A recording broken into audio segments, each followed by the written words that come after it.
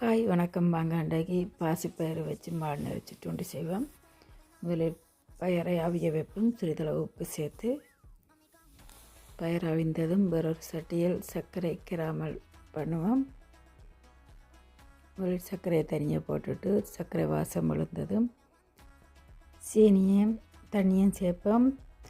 சர்க்கரை நன்றாக கரைந்ததும் தேங்காய் பூ போட்டு அதிலேயே அவிய விட்டுட்டு அவித்து வைத்த பயிரையும் சேர்த்து நன்றாக மசிப்போம்.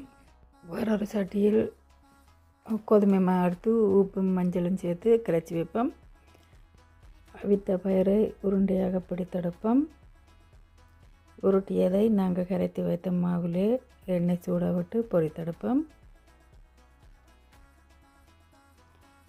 மெல்லிய கரண்டி வச்சு சிறிய கரண்டி வச்சு பிரட்டி விட்டால் உடையாமல் முழுசாக வரும். இப்படி நீங்களும் செய்து பாருங்கள். அடுத்த வீடியோவில் சந்திக்கும் முறை பாய்.